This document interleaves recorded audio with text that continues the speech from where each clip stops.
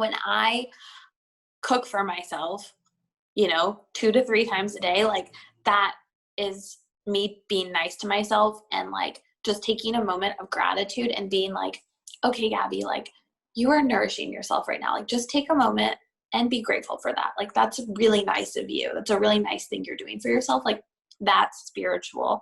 When I get dressed in the morning, I ask myself 2 questions. I say, what would make me feel sexy today? And what would my higher self wear today? Like, and that's what helps me get dressed, like, and feel really good. Hello, welcome to Tending Creativity, a podcast about creativity. My name is Marissa, and this is the 3rd episode. Actually, the first episode of the new year, 2021, and the first episode back after I took a break for the holidays. For today's episode, I talked to Gaby Azorsky, also known as lamodedujour on Instagram, YouTube, and through her newsletter. I first became familiar with Gaby through her newsletter, which someone I already followed on Instagram, I can't remember who, but they shared in their story the newsletter, and so I liked what the newsletter seemed to be about, and I signed up and I started following Gaby. And yeah, once I started receiving her newsletters, I really enjoyed them and looked forward to them. She would share different resources that impacted her, like books, podcast episodes, recipes, and just different things that helped her and brought her joy. And I really loved getting a peek into someone else's mind in that way through a newsletter. And she also has a YouTube channel, which she was especially sharing a lot through during quarantine, which was also enjoyable. And I mean, honestly, I just always love YouTube videos. They're one of my favorite things. But Gaby shares a lot about wellness, spirituality, beauty, food, and just life and different things. And I love what she shares and learning about things through her. And so I was really happy and grateful to be able to talk to her for this episode. We talk a lot about the transition from college to post-grad life and how difficult that is, and just kind of like the bullshit of the traditional working adult life. And we also talk about being easy and gentle with yourself, discovering spirituality on your own terms, and other things. So I hope that you enjoy this podcast episode and talk with Gaby as much as I did. What would you say is like the category of things that you like to, or like how would you describe the different things that you like to create and like explore and talk about? Yeah, I really see myself as an editor. Like I always am observing everything that's going on. Like, I mean, I just moved from New York to LA, but in New York on the subway, like I'm looking at what every single person is wearing, what water bottle they are holding, like everything. I'm like super observant in that way. And so I just love bringing things together. And that can be like in any category. I don't limit myself. Mm-hmm. But that being said, I pretty much just talk about food, fashion, beauty, like I guess wellness, spirituality. I really just talk about whatever I'm interested in at the moment. So it's definitely pretty broad. I guess I would say lifestyle is like the overarching theme for that. But yeah. Yeah, that's cool. I didn't even think about it as like editing, but obviously it makes sense that you've thought about it that way since you're kind of putting everything together. I think that is like a really good way to describe it. Totally. Like I love making collages. In my teenage bedroom, every wall was covered in cutouts from magazines, and I would just put them together and like kind of watch things unfold and happen. And so I feel like I still do that, just on Instagram or through my newsletter. Yeah.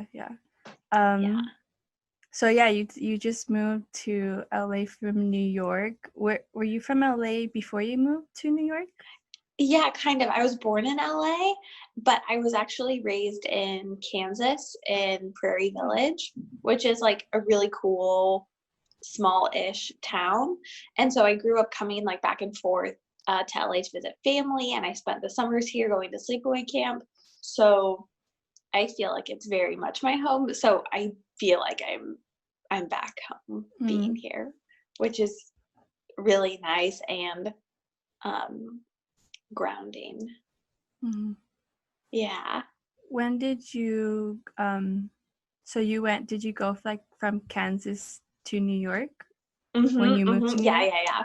I moved from Kansas to New York for college. I went to FIT, the Fashion Institute, and then I just stayed in New York. So I was there for 5.5 years, which is crazy because it seems like so much longer than that, and also like no time at all. So quick.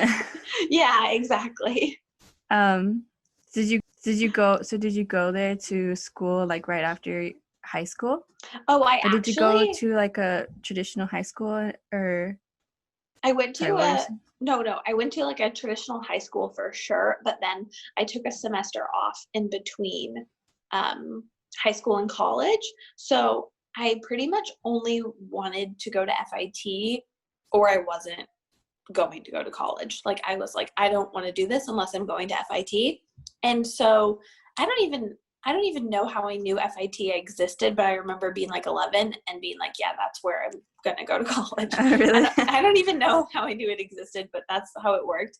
And so when I was applying, I guess it did happen. When I was applying, I was waitlisted for my program. And so by the time I was accepted, the program was actually full for the fall semester. So I decided to start in the spring semester. So in between, I did this really cool like road trip with a friend. And then I worked at a cool boutique in Kansas City doing visual merchandising, which was just awesome. And wow, I highly recommend taking time off between high school and college. Like it was fantastic for me, for sure. Yeah, that's kind of what I hear. Like, basically everybody who does that, it's like they really appreciate it. Yeah. I really appreciated that time, and I was eager and excited to go, but I also just was so happy to do nothing and have a break. Yeah. What was the program that you were in at FIT? Yeah. So my major was fashion business management, which I'm pretty sure is the largest program, at least in the business school.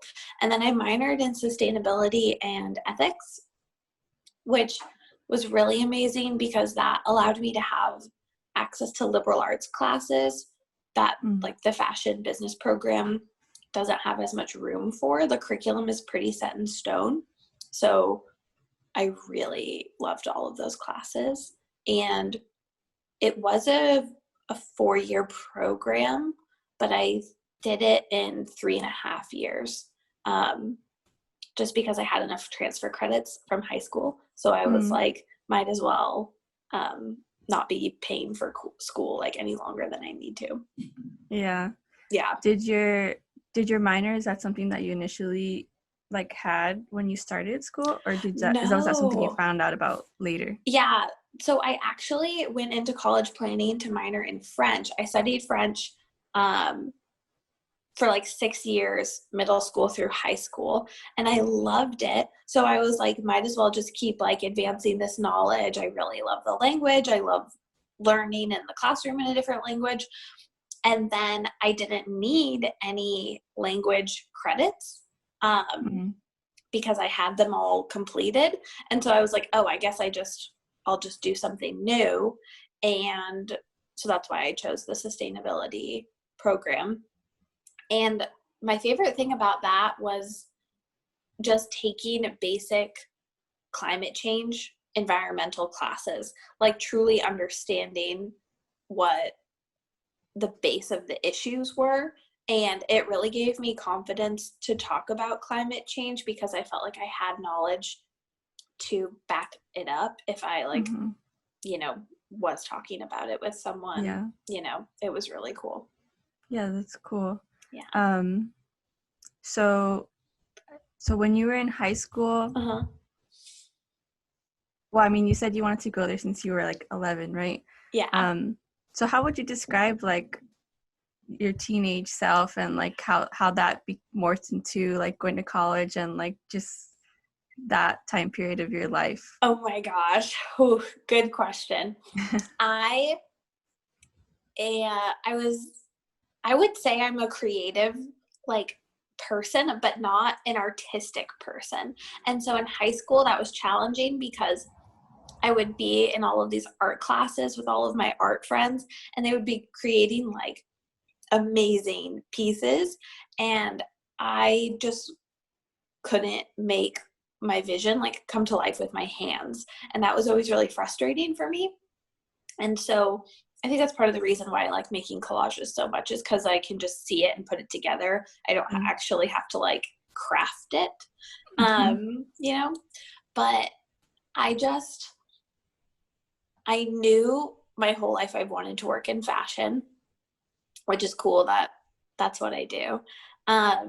So I knew that's what I wanted to do, and I knew I wanted to live in New York, and I knew I needed to live in New York. And so my friends and family like to say I kind of like get over things really quickly.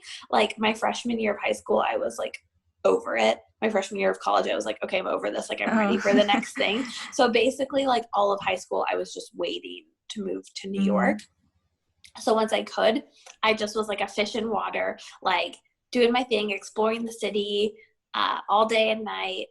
And I think that I just felt like everything I was waiting for could finally happen. So I felt very empowered to like take my education into my own hands. I felt like I had nothing to lose, so I was just doing whatever I wanted. It was very freeing, especially like growing up in Kansas, which is amazing, but it definitely at the time didn't offer, you know, things that a larger city does. Yeah, I was gonna ask about like how that transition was. I'm just curious, like was your high school, do you know like how many students approximately there were? So my high school was 2,000 students, which like I think is a pretty good size. And my town I think is like 200,000 or maybe even 300,000 people. It just has like a small-ish town vibe. Like it feels like a community. It's really nice. But the transition for me was so easy. Like I was watching kids who came from upstate New York who had a much harder time adjusting to New York City living. But I just was like, yeah, I've been waiting my whole life for this. Like, let's go. Also, growing up and going to sleepaway camp every summer and like being gone for a few weeks, I think prepared me, because, you know, some kids have homesickness when they first move away. So I didn't experience that like at all. Like I never wanted to go to Kansas once I left. Now I really like it, but there was a time I was like, yeah, I'm not coming back here. Like bye. See ya. Yeah, like bye. Yeah. So the transition was awesome, and it definitely took some time to find my flow, you know, like navigating the subway, making friends. But when I was in it and that was happening, it felt like everything was going really well. It's just when I look back on it that I see like little milestones. Like, I don't know, like 3 months after living in New York, I didn't need to use like Google Maps every single time I needed to go somewhere, you know? So like that felt like a really exciting thing. And having my favorite cafes and knowing the baristas and them knowing me, that's something that makes me feel really at home. And so now I want to like establish that in LA, you know, having my spots. Yeah, that sounds really awesome. Yeah. So when you moved there, did you know anybody already? No, or like how did that go? Yeah, I had some cousins. So FIT is in Chelsea. I'm not sure how familiar you are like with the Manhattan dynamics. Not really, but I just like, you know, see people talk about it in like on the internet, on Instagram and on YouTube, but I'm really not that familiar with everything. So I had cousins who lived on the Upper East Side and some family friends who lived on the Upper West Side, and that was it. So yeah, that was, they were the only people that I knew. It was nice that I had them, you know, in case of an emergency or something like that. Mm-hmm. But I really made, I think of like my New York life in phases. So like phase 1 is like prime FIT. Like all of my friends were just my FIT friends, and that was a really fun squad. And then once I started working at Glossier, which was, I think that was in 2016. I moved to New York in 2015. That's when I really met like my people in New York, which was just awesome. Like those are like some of my best friends that I chat with every single day. I met working together with them there. Yeah. That's cool. So you said you graduated in 3.5 years, so that was approximately 2018 or 2019? Yeah, I graduated in spring 2018. And oh my God, wait, or did I graduate in 3 years? It's confusing because I started a semester late and I finished a semester early. So I'm not quite sure how the math works out, but I think it was 3.5 years that I finished. So I finished in May 2018. And then I had still been working at Glossier part-time while I was in school, amongst doing like other internships and other stuff, you know, with students on campus. And then I started full-time there a month after graduation. Yeah. Full-time at Glossier? At Glossier. Mm-hmm. Oh, okay. Mm-hmm. Yeah, so I was there for 2.5 years total at Glossier. And half of that was while I was in school. And half of it, I'm cat sitting right now, so the cat is approaching me. And half of it was post-grad. Oh, okay. Yeah. So how was your like graduation to post-grad transition? It was awful. Really? Yes. I mean, where are you like in that right now?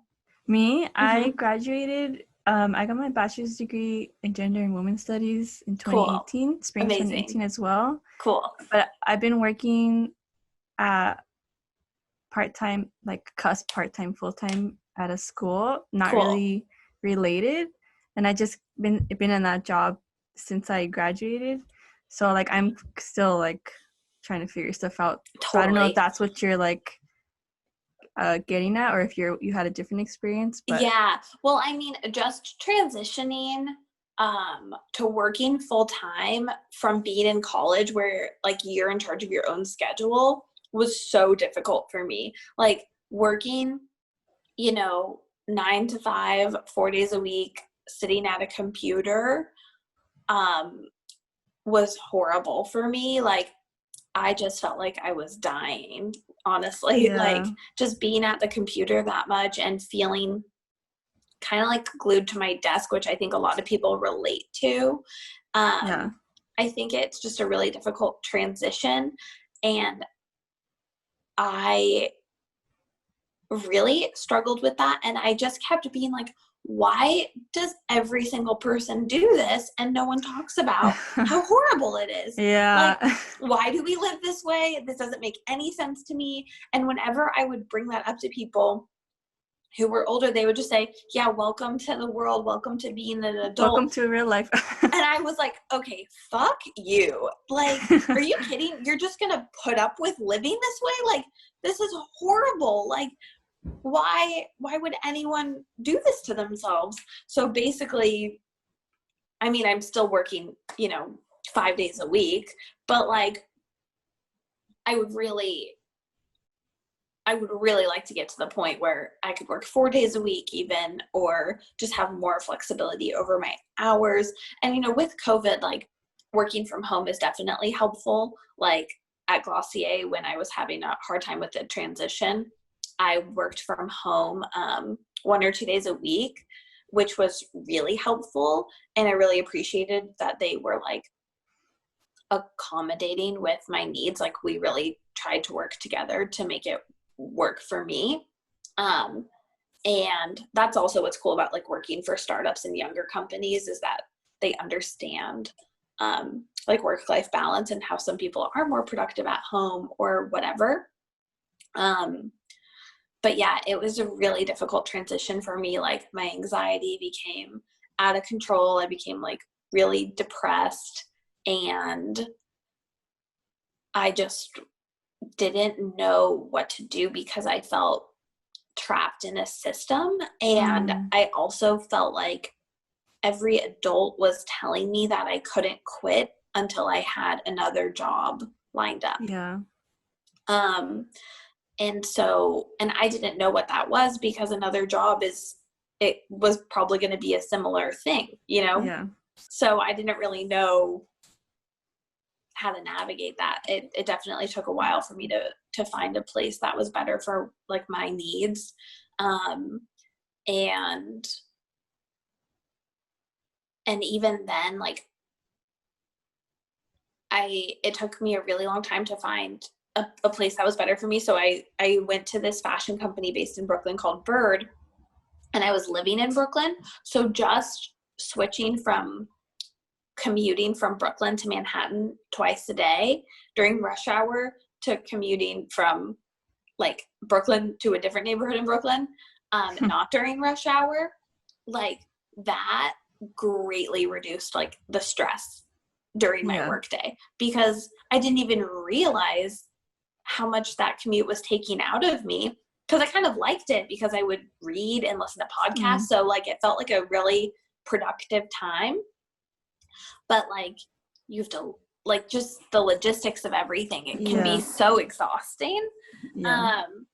So yeah, it definitely, once I got to Bird and it was a more like established business, like they had been around for 20 years, whereas I started at Glossier when they were a year and a half old, and I left when they were, I guess, 4 years old. And so that's like a much more intense work environment. So transitioning to something that was more chill for me, was just better for my mental health and physical health and like overall disposition. Yeah, definitely. I learned so much though, like at Glossier, like I'm really grateful for that entire experience and all the friends that I made. And I also think it's helpful to like, when you're starting off in your career, which like I kind of still am, it's just as important to figure out what you don't like, as it is to what you do like, because I feel like that actually helps guide you. Yeah, like it cuts out the excess and helps you zero in on something that works for you. Exactly. Like I know now that I like working at a smaller company, you know, and so that, you know, that clears out a lot of stuff, you know, so if I'm looking for a job, I know I have like a better idea of what I want. Actually I definitely relate to like what you were saying about like just the hours and being on your computer. Like right now, so since I work at a school, I mean I had to be on my computer a lot, but I did have like, you know, a lot of FaceTime with students and other stuff. And I mean actually I work like 30 hours a week. And when I was going to school, like in my last semester, I actually worked more than I do now, and I was going to school. So I don't even know how like I dealt with all of that. Totally. But then like they had to cut my hours, so I was basically working like full-time hours and going to school, and then like later in the year they cut my hours after I had already graduated, and I actually really liked that. So I was able to work like 4 days a week. And even now though, transitioning to working from home, I do have to basically be on my computer the whole time, because that's how we're interfacing with the students. And it is really draining, because then I want to have like time to do like my hobbies and interests, but a lot of those are computer based, and I'm like burnt out from the computer. And then when you want to relax, you watch TV or go on Instagram, right? And then, but you don't want to, because you're like, I've been staring at a screen all day. And then I feel like I don't, but it's because I'm kind of like, what is it, skeptical? No, they work. Like, they really? Yes. I'm probably gonna get some then. Yeah, because then but the thing is like, you know, I'm trying to like I guess in my mind I pose it as like fight against that fatigue, because when I don't do what I'm interested in, then I feel like shitty, because I'm like, all my energy is going to this, but I still want to make it work somehow. So I'm trying to figure that out right now. Yeah, you have to make sure you have enough time for yourself and your passions, and that's really difficult, especially when you're tired at the end of the workday, because you're like, I can't even get off the couch right now. Like, that's just not going to happen. But yeah, blue light glasses are crucial if you're working. Like, if I'm staring at a computer for, I would say 2 hours without my blue light glasses, then I start to feel my eyes get like tired and itchy. And with them, like, it's so helpful. So yeah, I definitely recommend it. Yeah. Yeah, I'll probably do that then. I have to get well, I don't even know like how that's gonna work. I need to go to the optometrist to get like my checkup. So I don't know, maybe I'll get like, I don't know if they sell my they can put it or somewhere else. Yeah, they can put them in your glasses too. Yeah, and then not even just like the visual fatigue, but just like navigating digital stuff. I've been getting so frustrated at work because I'm using like my work computer, and then like I have to have like all these tabs open, but then like my computer slows down, and I'm just like trying to open things and fill out forms and do things that I was doing physically in the workplace digitally, and it's just like, so that adds to like me not wanting to deal with computer stuff. I totally hear that. It's a lot to manage. Yeah, I'm actually starting a new job tomorrow. I've been unemployed. Thank you. Yeah, I've been unemployed since March, which I've been loving, frankly. Like, I've been really liking unemployment because I've been receiving money from the government for doing nothing. So like, it's been good for me, but I am excited to start work. So it'll be interesting to like transition back into working full time when I haven't been in so long. Yeah, so I just want to like go easy on myself, you know, not be hard on myself if it's taking me a while to adjust, and just be like vocal with my needs. Yeah, exactly. Yeah, that's what I try to do for myself as well. Just not put so much pressure, but yeah, and so like similar to what you were saying about like, it's crazy just like working so many hours in one place. That's kind of like one of the biggest reasons why I've stayed at this job. Yeah. Because since I have that cap of hours, I can't go past 30 hours. And I'm very lucky and privileged to be in the position where that pays my bills. Yes. So I'm just kind of just sitting in it and taking advantage of that situation to give the extra time to what I want to give.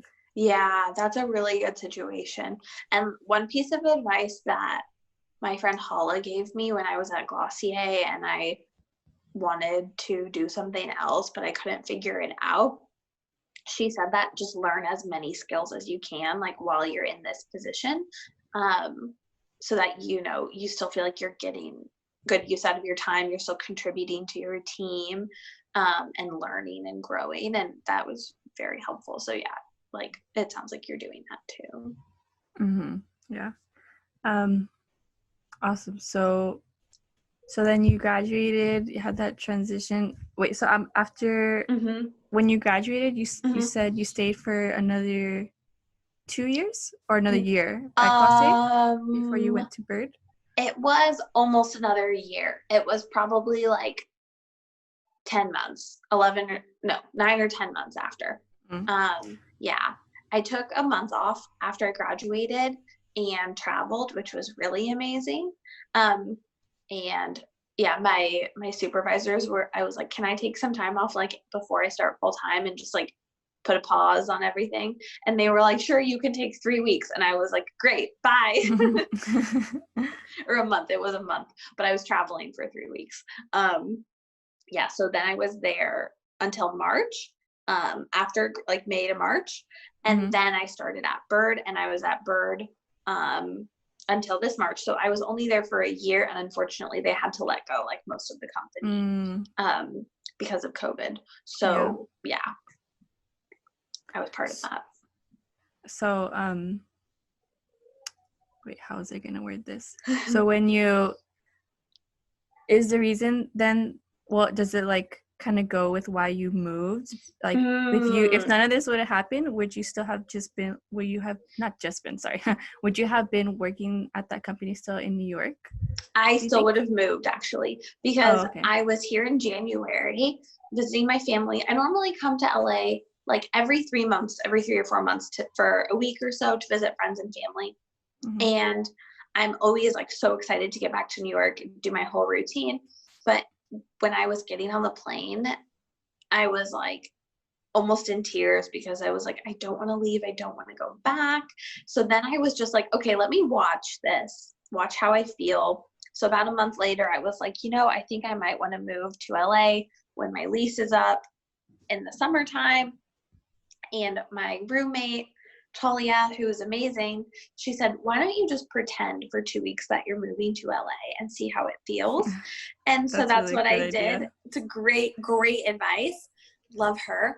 And so that's what I did. And that turned into me being like, okay, I'm moving to LA.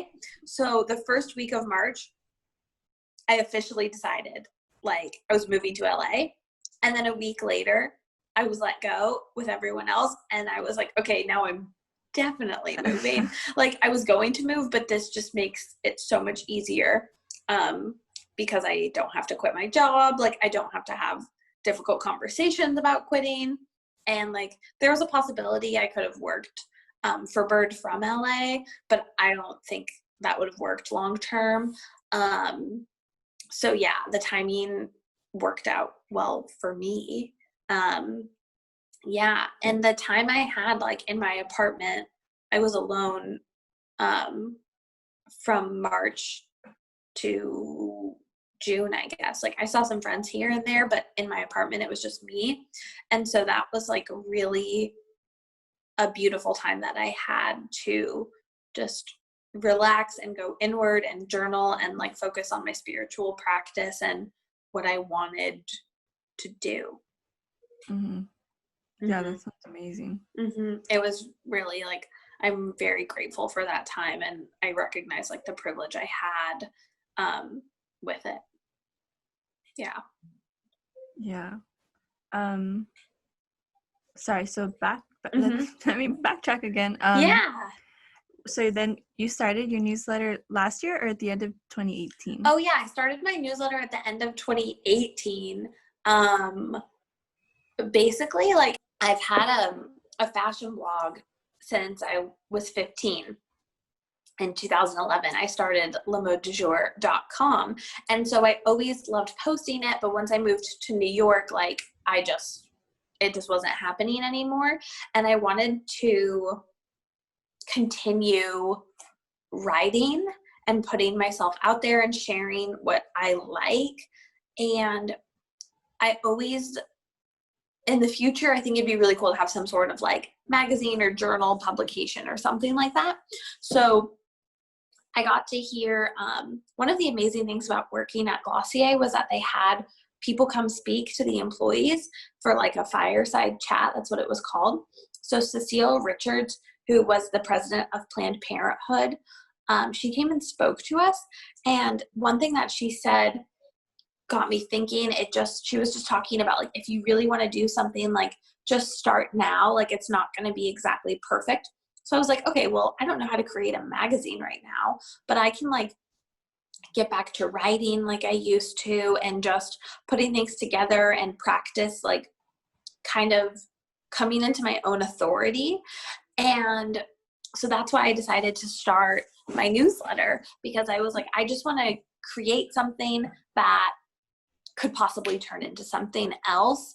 And then it was really fun and it gained traction. And so I was putting one out every other Sunday. Yeah.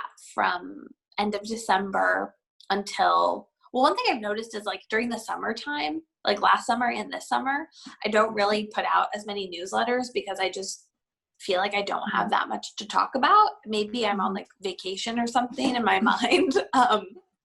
But yeah, I was doing it every other week for like a year and a half, which I just loved because it actually like allowed me to be an actual editor for something that I created for myself. And I had like accountability, because if I don't send it out, people are like, when are you sending it out? Like, when's the next newsletter? And that's really cool. I also just feel like I'm an Aquarius. Like, I don't know if you're into astrology, but I have a ton of Aquarius in my chart. So I just feel like I see things before they happen. And I was just like, I'm going to do a newsletter. And now so many people have newsletters. Mm-hmm. I feel like it's not quite as novel, but that's okay, because like there's room for everyone, and B, like everyone has their own take on it and their own view. So it doesn't really matter. Yeah. I really looked forward to getting the emails. Like sometimes I would forget, but then like I would check my email on Sunday morning, and Sunday morning, so not just the mornings, but Sunday, because my spouse works and I'm pretty much just home alone. So like, when I would get like that notification, it would just like add to the vibe of just like being alone in the home and just doing whatever I want and getting to like have time to myself and look at things that I'm interested in. It was really great. Wow, that makes me so happy, because that's how I want people to feel when they're reading it. Like, just like sipping their morning tea or coffee. Exactly. And just like taking a minute to read, and that makes me really happy. I've been wanting to get back to doing it, but I just am not sure. I want to change it up a little bit, so I'm not sure exactly how I want to. But I totally understand, like different seasons and changes. Totally. Totally. But I do really like doing it. And also right now I'm really like making a lot of YouTube videos. And so doing that and the newsletter, for me, like it's hard to do both at the same time exactly how I want to. I kind of like, I guess, switch back and forth a little bit. Yeah. Do you want to talk a little bit more about your YouTube videos? So you've had I know, like, because I watch your YouTube videos too, and you started it maybe like around the same time you moved to New York, or a little bit before, but like recently you've been putting more out. I was playing with YouTube and video editing in high school, and I left those videos on my channel because I think they're kind of funny. But I started doing, I guess, like figuring out what I like to do on YouTube. I think also in 2018, maybe 2017 or 2018. I know I started doing it once I got my first apartment and I moved out of the dorm for school. So I was just making like makeup or skincare videos because I know that's what people liked, and people were asking me about that because I was working at Glossier. So a lot of my friends were coming to me for that information. And then one of my friends, Steffi, who I met on the first day of orientation at FIT, she is an amazing creative designer. And she has always been like, Gaby, you need to make vlogs. Like, people will watch if you make vlogs. And I'm always like, I don't know about that. But that's basically what I do now. And they kind of like, usually when I film videos, I just kind of like talk and then it turns into something once I edit it together. But I really like making them because I love the visual. Like, one of the reasons I love Instagram is just like sharing photos, because I feel like I see beauty in so many things and I love sharing that. It brings me great joy. And I think that YouTube like allows me that same lens. Yeah. I do want to do something like a little bit more fashion-y to incorporate. I'm not trying to be like a fashion blogger. I mean, that would have been the goal for me in high school for sure. but I do think I have a unique style and people have voiced that they want to see more of that. I'm just not exactly sure how to do it, especially like living alone. But I think that's just me making an excuse for like not figuring it out. But yeah, it's so easy for me to just like talk about what food I'm eating and what I'm reading and just what I'm interested in. Because I'm very airy, like I jump around a little bit with interests, like always listening to podcasts and watching TV. Like one of my best friends, Julia, she's like, I don't understand how you consume so much media. Like I'm constantly reading, watching TV, listening to a podcast, like doing all of these things. I don't know how I do it either. I guess I always am listening to something or watching something, but yeah, I love sharing it. And actually, if you look at my astrology chart or my human design chart, like it is like in my blood and in my DNA to share my views, which is pretty cool because that's what I like to do.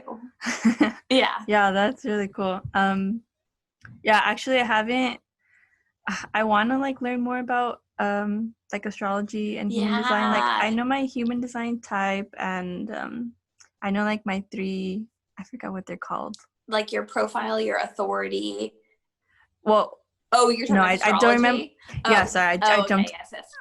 I don't remember much from my human design chart, but I know like I'm a Sagittarius Sun, Gemini rising, Aquarius moon, but I'm not. Like most people, like you learn about like the sun sign, so I haven't like really learned a lot about how my whole chart works, but I did sign up for like a course that gives me like access to that, so I still haven't gone into that because like overwhelmed, but totally. I'm definitely gonna like start exploring that more, and like the same with human design. It's so fun. I took a few astrology courses like over the past few months, like Zoom astrology courses, and I have just loved it.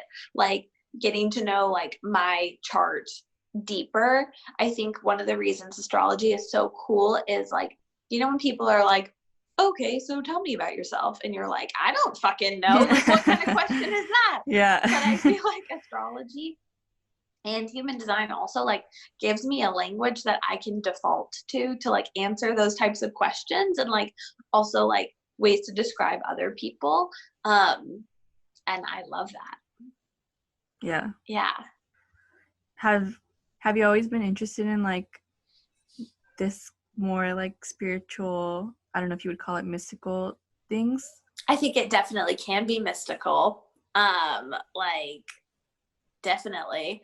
I definitely went through a phase where I was like anti-religion, God. Like I was like in high school, angsty teenage Gaby was like, I'm not fucking praying to anyone. And I Can I ask, like, what were you raised like? Oh yeah, I was raised or, Jewish. Like, how's your? Yeah, I was raised Jewish and like a reform, like progressive liberal family. So it wasn't drilled into my upbringing by any means, but we did celebrate big holidays like with our family, and so very culturally Jewish. And also I think just like spending holidays together like with my family growing up, like those are some really amazing memories. But yeah, in high school when I was like a junior and I was just like, I need to get out of here. I need to move to New York or to LA. Like, just get me out of here. I'm so unhappy. I had like have you seen the movie Lady Bird? Oh, yeah. Yeah, I had like a Lady Bird moment. Like I almost jumped out of the car because I was having like an argument with my parents about God and religion. And I literally almost jumped out of the car, which I thank God I didn't. But like I definitely went through that phase. And then once I got to New York, oh yeah, I've been into yoga my whole life. Like my dad did yoga when I was little, and then his yoga teacher was like my babysitter.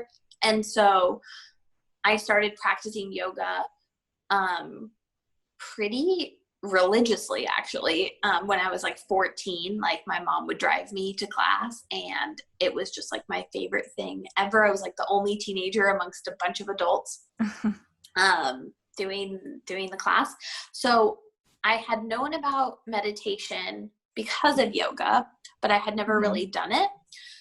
So once I moved to New York, gosh, was this a year after I moved to New York? It must have been. So a year after I moved to New York, my parents, as a Hanukkah gift, actually got me a month-long pass to a mindfulness meditation studio in New York called Mindful. And so I did this 30-day meditation challenge where I went to the studio every day for 30 days and took a class. And some days I went twice. And after the 30 days, I was like, okay, my life has changed and I have to do this every single day for the rest of my life. Oh. Yeah. And that's pretty much how that started. And that also allowed me to come back to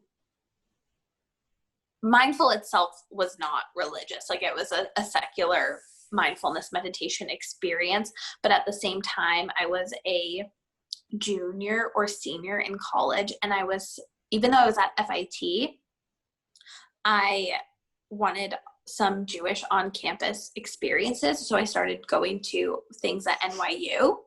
And so I was in like a Kabbalah study group, which is like mystical Judaism. And I just loved that because I find it, any religion, like reading an old text and dissecting it and relating it to modern day, I loved. And so Kabbalah and Buddhism, like they have so many intersections, as I'm sure do lots of other religions. I just haven't studied those. So that was my experience. And so I felt like for the first time in my life, I had the freedom to create my own meaning for the word God. Whereas before I was like, I did not like that word. That word made me very uncomfortable. And I know it can be triggering for some people, but I just had, over the course of like 3 weeks, I just had like realization after realization. The same conversation kept coming up in different ways with different people, just about how all humans are connected and how, and even the music I was listening to, I was hearing in a different way that was like making connections in my brain, and in like meditation, the same thing was happening. And so I was just like, oh, God for me isn't a man in the sky dictating what happens. Like for me, God is the universe. God is in every single object, in every single person. And that is what creates magic. Like human connection is what creates magic. And when that happens, like the universe or God, whatever you want to call it, is present. And I love that. I get excited about it. And so that just like really made me feel really magical, actually. Like just, I felt like it allowed me to see beauty in the world in a different way, and see people for like their full and complete selves. And even if I didn't like something that someone did, like knowing that, being able to separate like their behavior from them as a person. And yeah, the more that I just like dove into Buddhism, the more I became excited about that, and also became more experimental about my own spirituality. And that's like one of my favorite things about myself now. Yeah. Like that's what I like to do every single day and like to talk about. And if people aren't talking about that, then I'm like, well, what are you talking about? Like, if you're not talking about like why we're all alive and why we're all connected. And, you know, that relates to everything that's always going on in the world, but especially now, you know, recognizing that we're all connected. And like Thich Nhat Hanh, who is a Tibetan, oh wait, is he a Zen? Yeah, he's a Zen monk, actually. He's so amazing. And I love the way he writes very simply about Buddhism and Zen Buddhism. And he says, like, it is an illusion that we are separate. The quote is something like that.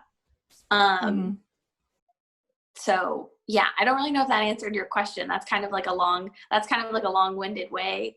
Oh yeah. But like, yes, I have always been spiritual, but like within the past few years, I've really come into that and like have honored that within myself.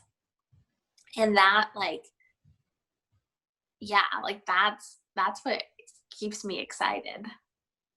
Yeah, like, because I feel like when I see like what you share and like what other people share, and like through me exploring on my own terms, you know, like I view that as like a really big opportunity to like express creativity and like be creative with how like we approach that. And especially I mean, and you know, it's different for different people. I personally, I'm like, I don't come from like a very strictly religious household, but I was raised like, well, I mean, I guess we could go back, but because my mom was, they were Jehovah's Witness, and they were very strict with her. And then, you know, like when she had me and raising us, we ended up going to like a non-denominational Christian church. But she didn't want us to like go every week, and I did kind of feel like, you know, pressure being there, and like I was just surrounded by like rules and things. And even though it wasn't like such a heavy thing put on me, I did feel kind of like restricted by that. And so now like being able to see different people, how they explore, and being able to explore myself and approach it in a new way is like just, yeah, like I said, a really great opportunity to be creative with that and engage in that. Yes, 100%. And I think that like, you know, when you are spiritual in your own way, that totally allows for creativity, and that's really fun. And also like being like, I like to think about things as little experiments, you know, like, oh, I'll just try this for a month and see how it goes. It not holding myself like to doing something forever, you know, because I don't want to fucking do anything forever. So like that totally allows for creativity. And also I think what's really cool is just having discussions can be really creative, and creating spaces where people can come together is really cool. Yeah, and I also feel like with my YouTube channel and with my newsletter, like I definitely didn't want to talk about that at first, because I was like, I don't want people to think that it's weird, or like that I'm like woo woo and like not grounded in reality. But at the end of the day, like that's what I want to talk about, and that's why people are watching me, because they want to know what I'm talking about and thinking about. And if I can encourage other people to have their own meditation practice, then I feel like I'm changing the world, because I truly believe that if every person meditated, the world would be just fine, because it creates compassion and empathy. So, yeah. Oh, I remembered I was just going to say that, like seeing the various, I guess, like expressions of spirituality and forms, and like how you and other people approach it, it just makes it more fun for me. Like I'm able to have fun with it now, and like I really am having fun, like learning about all these different things and trying them out and learning more and coming up with like my own view. I love that. And that reminded me too of another thing that Thich Nhat Hanh has said. If someone asks him like how often do you meditate? He says, I'm constantly meditating. Like when I'm brushing my teeth, I'm meditating. And when you're just mindful in every moment of what you're doing and you're present, even though it can be hard if you're experiencing worry or anxiety or the range of human emotion, like when I cook for myself, 2 to 3 times a day, like that is me being nice to myself and like just taking a moment of gratitude and being like, okay, Gaby, like you are nourishing yourself right now. Like just take a moment and be grateful for that. Like that's really nice of you. That's a really nice thing you're doing for yourself. Like that's spiritual. When I get dressed in the morning, I ask myself 2 questions. I say, what would make me feel sexy today? And what would my higher self wear today? Like, and that's what helps me get dressed, like, and feel really good.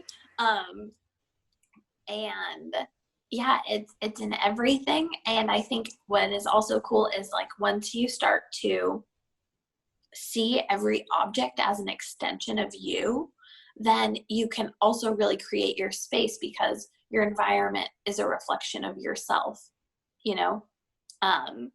so even like the pens that I use, you could argue are me being spiritual because I'm being true to myself in the way that I chose them and in the way that I store them and in the way that I appreciate them when I'm writing. Yeah, yeah, definitely. I know that it's already 10:30, so I won't keep you for much longer, but cool. Is there anything you do, like if you ever like creatively, do you have any kind of like practices that you do if you feel like, do you ever feel creatively maybe like stuck or in a rut, and like how do you work through that? Totally. I think that what helps me if I feel stuck or there's like a block and I can't think about the way I want something to look, like it's just not coming together or a project isn't coming together, I just step away and I take a walk and I like give it a day. And then after I step away from it, I can see it from a new perspective. And that's really helpful. And I think also exercise helps like, shake up the juices in your brain and helps me view things from different perspectives.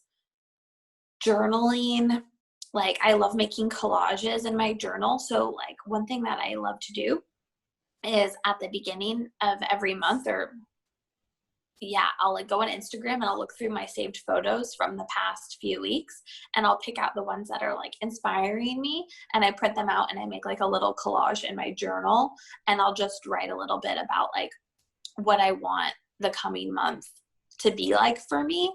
And I usually set like a few small goals for myself. Like, okay, what if I accomplished this one thing, how would that help me feel productive? For example, I need to get a smog check on my car and I'm procrastinating doing that. So like, I'm just telling myself, okay, if I do this one thing, I don't have to do anything else this week. Like this is my one thing of productivity for the week, Yeah. So I just think like being easy on myself is actually being easy, step away, exercise, and laughing and crying. Yeah. Definitely. Yeah. Cool. Yeah. I think a lot of people say like a similar thing in regards to like needing to take a step back. So yeah, that's always really helpful. Whenever I forget about what I'm supposed to be doing that's causing me stress is when I figure it out, if that makes sense. Wait, can you say that like, again? If I like need to come up with a recipe for a project or something and I can't decide and the ingredients aren't working out and I'm stressed out about it, if I step back and a day later I completely forget that that's what I'm supposed to be doing, like that's when it comes together. That's when it comes together. So I'm like, I just need to forget about this and then and trust that it will happen. Yeah. Totally. Awesome. Well, I guess I'll just stop there. Yeah. Well, I didn't really have it kind of covered everything that I was really Totally interested in asking you about. These conversations are really going to help people who want to hear other people's journeys, who like may be feeling lost or confused or just are curious, like you said. Yeah, that's definitely like my goal with it, because that's kind of like what I feel like I really need to hear. So, and I've just been wanting more of it. So totally. Yeah. Okay, cool. Well, have an awesome rest of your day. You too. Thank you so much. Bye. Bye. Okay, well, I hope that you enjoyed that episode. I'll leave all the links to Gaby's stuff, like her Instagram, YouTube, and all that down below in the show notes. And currently she hasn't been releasing newsletters, but I will still leave the link to sign up for that down below, since, like she said, she might start releasing those again or something new after some time. And I hope that after listening to today's episode, you take some time for yourself to do something nice for yourself, something nourishing that makes your soul feel good, because we all need to do that for ourselves. I'll be releasing the next episode in 2 weeks, and we'll continue releasing episodes on that schedule every 2 weeks. Please subscribe to the podcast if you enjoyed this episode, and I would also really appreciate it if you took the time to review the podcast on Apple Podcast, as well as share on social media and with friends and family if you enjoyed this or the previous episodes. And you can tag the podcast on Instagram at Tending Creativity if you do share, and follow us on there to see when new episodes get released, and hopefully some other content on there as well once I can like figure that out. But yeah, thank you so much for listening, and I hope you have a beautiful day. Talk to you in a couple of weeks.